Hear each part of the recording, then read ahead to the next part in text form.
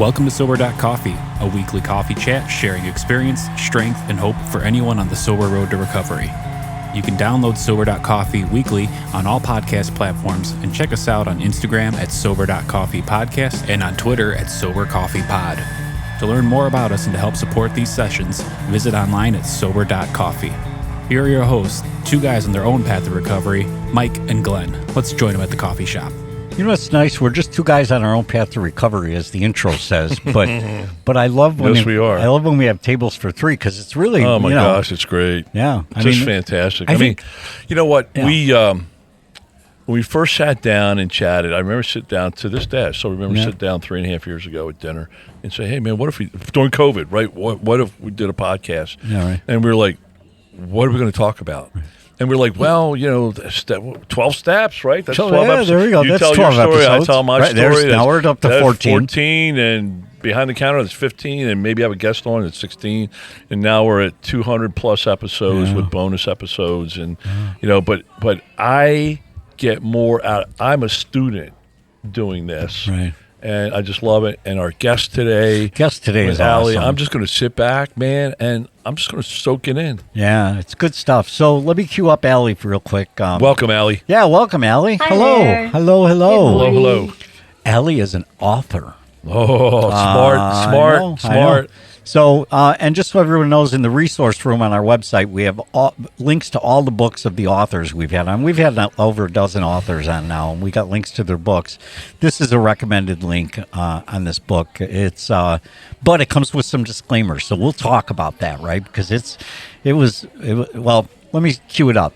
How did we meet? I think, Glenn, actually, it was. Did you find Alle online? Yeah, we have social media out there. This thing called social media. We got Instagram and Twitter. We're not on Do we TikTok. No, we're not on TikTok, we don't TikTok. But there's a lot of sobriety on TikTok. Yeah. But no, so we connect with a lot of folks and love hearing their stories. And we view ourselves as a microphone to get your stories out, right? And that's why we love the authors. We love Alle coming in today. Yeah, what I love about Alle, you've got a background with, as if it's okay to say, with addiction. And that's kind of how our paths crossed here a little bit. Is you've got an addiction story. So first of all, what made you write it? By the way, the name of the book. First of all, wait. First of all, I've had too much coffee. Mikey has pages of single space, maybe double space notes. Stuff. Right. So, Alle, hang on. Oh yeah, no. Here he comes. As far as you can go before you have to come back, a novel by Alle C Hall. Alle, what made you write the book? I heard it took years for you to write it, right? Or years for you to decide to write it. No, it came to me in a flash when I was working a job that I really hated. I was basically a receptionist. Mm-hmm. I was just filing, and then making copies. I just had this flash. Yeah, it was a while ago. It was like 30 years ago. We still made copies. Mm-hmm. And I just had this flash of the story, which I'll just outline here. There's a young girl, and she's being sexually abused. And so over 4 years, she steals $10,000 from her abusers, and she runs away to Asia. She's found a Lonely Planet guidebook, and she's like, I can live on $1 a day. This is perfect for me. So she thinks it's all going to be good. But what happens with trauma survivors, should they survive, is that all the addictions come up. And so there are drunken nights and lots of men that she sleeps with, trading for protection. And then she runs into this gay couple, and they introduce her to Tai Chi. And so she starts practicing Tai Chi. This is in Thailand, because she's in Southeast Asia now. And in Thailand, she begins her Tai Chi practice, and it makes a difference. Mm-hmm. And so when the couple invites her to live with them in Japan and continue her healing, she moves to Japan, which is where the real journey starts. Yeah. The real journey being, how do you come back? Because I think the title comes from, like every story I've ever heard in the rooms, we all go as far as we can before we have to come back, because we don't want to look at the addiction behaviors. We don't want to look at the trauma beneath the addiction behaviors. It's hard. It's very, very hard. And before you come back, define what are you coming back to? Home. That's like whatever your home is, and yourself. the little me, the 3-year-old me before the abuse, before the trauma happened in my life, just to kind of if come you back can, to that. yeah. Yeah. At some point, you have to reconnect with what I have the concept of the inner child. Yes. And there are inner children along the way. Mm-hmm. You know, you probably have a 3-year-old, you probably have a 5-year-old, and Right. they've all been traumatized and left. Sure. And trauma And so- trauma is something different for everybody. I mean, it could be, but trauma, and if you perceive it as trauma, it's trauma in your life. It might be just something a grandfather said in passing. That's verbal abuse. Could be trauma to you. You know? That could be traumatic. And Yeah, so I love that. So I remember my cycle working with this therapist. I remember I was out the river, and this is 10 years ago, and I remember them painting a cycle of addiction for me, right? And it's how do you feel? And I identified as a loser. That's the guilt, shame, remorse, all those ugly words, right? And I didn't like how I felt, so I drank to escape that. And then, for, a day or so, it felt good, and then all that wave would come back, and the cycle would just keep going around. And she said, Glenn, you're identifying as a drunk. You're identifying as an alcoholic failure. She goes, that's not who you are. And she didn't use the word inner child. She said, tell me who you were in 3rd grade. Mm-hmm.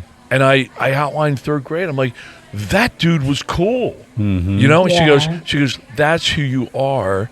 And even today, and that thought of going back, right, to my foundation, and I'm grateful I had a great foundation, and I was able to go back, and I'm like, okay, all this is not who I am.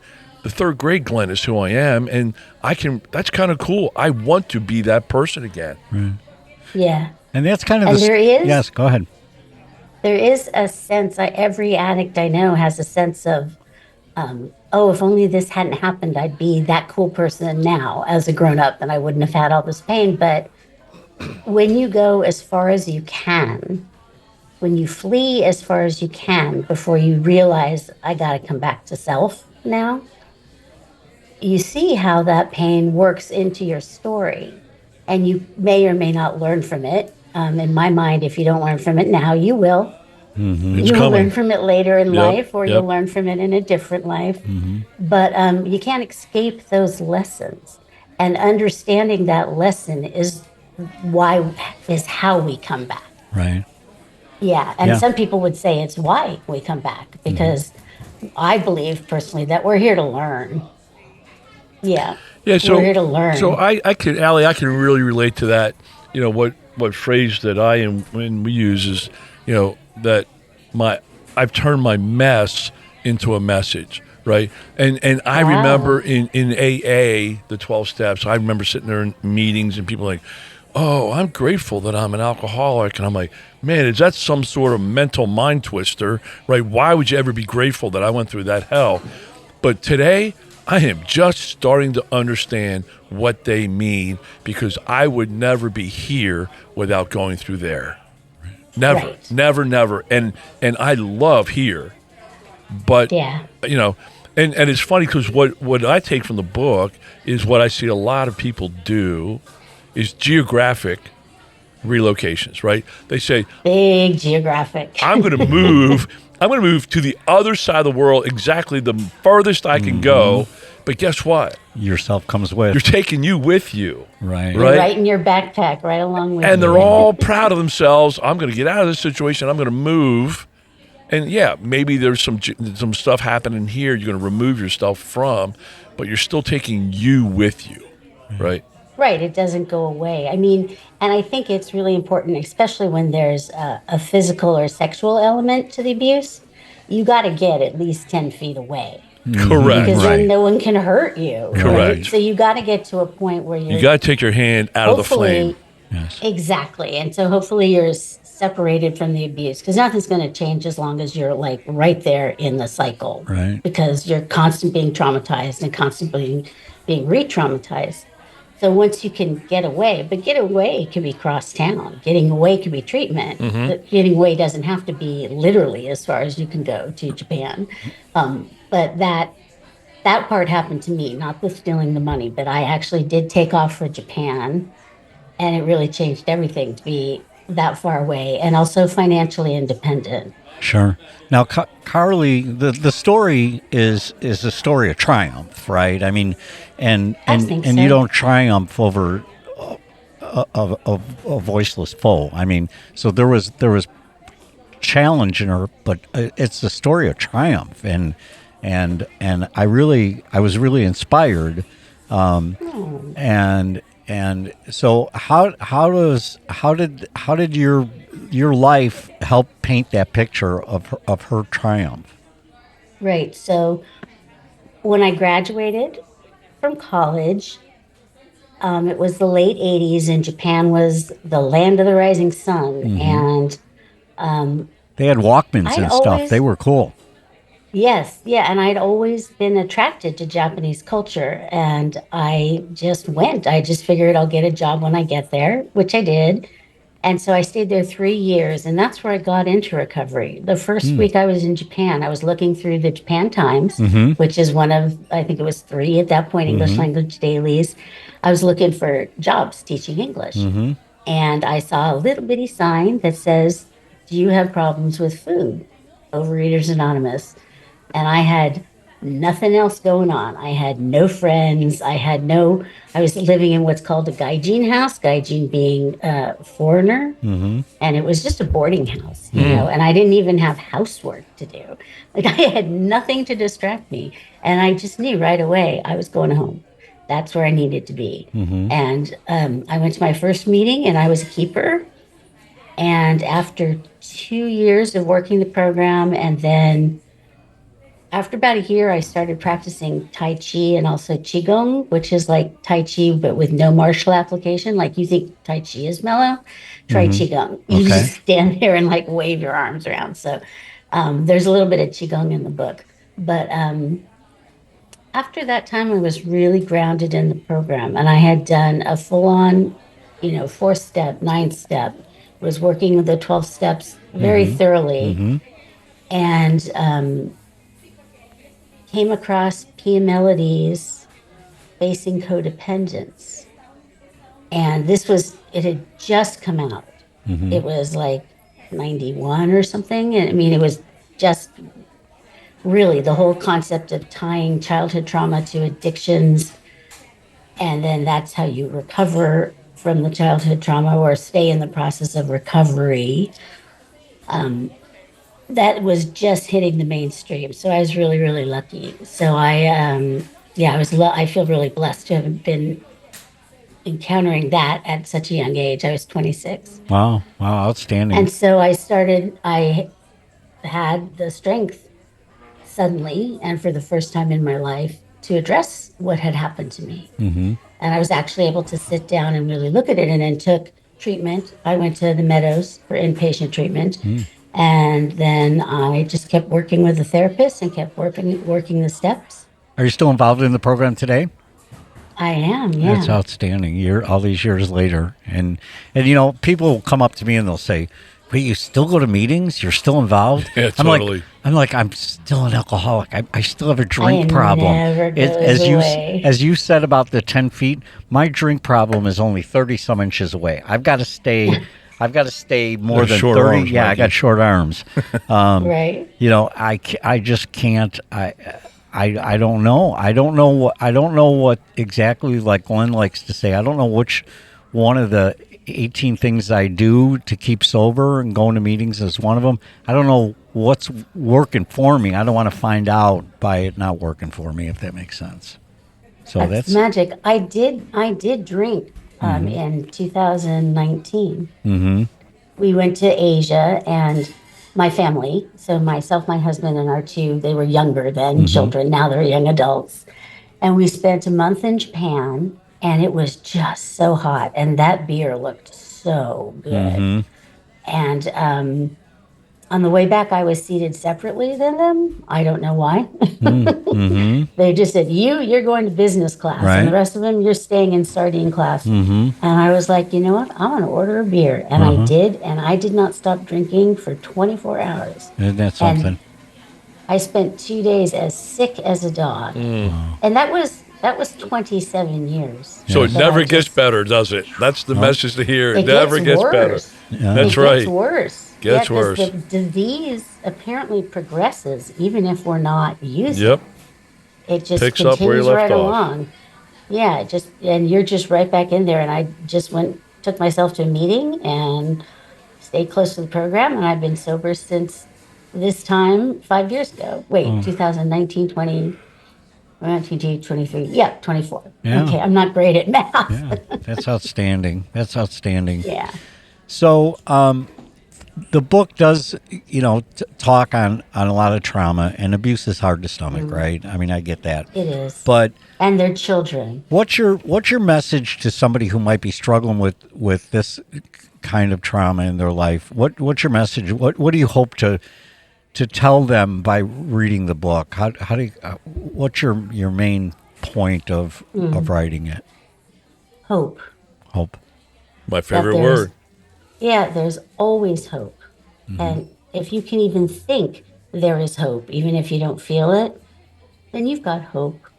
Right. And that drive to actually not just survive, but thrive, really thrive in this quiet, successful way. I won't give away the ending, but it's what I think is most beautiful about recovery in life is that those really quiet moments where you just get it. It all comes together and you're like, yeah. And it comes after an event that doesn't happen. It has to do with Carly's journey. It's an important part of her journey. I don't want to give it away, but it doesn't go at all the way she thought it would.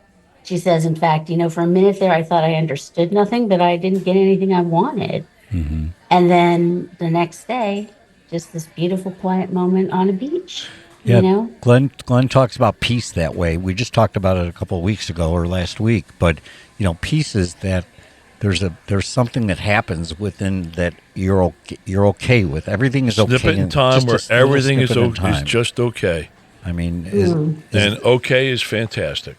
Let me put you on the spot, Okay. Allie. How do you define peace? In the world or Yes, with myself? with yourself. Well, I feel happy, joyous, and free. Mm-hmm. I feel like I'm good at what I want to be good at. Mm-hmm. And that I know that there are things I want to improve, but I'm aware of them. Mm-hmm. And hopefully if I look at this morning and it's the afternoon and I say, did I work toward that in any way? Mm-hmm. That's peace. And then and then the feeling of peace. I mean, I just finished my morning practice, so I can feel it very clearly. There's just a evenness of the energy in my body. I love that It's evenness. and it's circular and it's supportive. It really it holds me. There's an energy that holds me up that happens after I practice, that on the mornings that I skip, I don't have, and I'm weighing on my knees, Right. You want me to make you anxious? Sure. Good. When's the second book come out? I don't know when it comes out, but I can tell you where I am. Oh, with you it. are writing one. I thought I was going to throw a Yes. lump of anxiety on you by, oh no, another book. Oh, no. Yeah, let's see. I thought I was done. Mm-hmm. And I sent it out to one agent who had been interested in turning this novel, as far as you can go before you have to come back, into a Netflix series, which was like, when I got that email, I thought it was a joke. Like, Yeah, give us right. $5,000 and we'll. Sure. I got an uncle And I in was like, Guyana. Exactly. I'm a prince. Yeah, I'm a somewhere. prince, right? Right, I'm a prince. But she was the real deal, and then she ended up not taking on the project.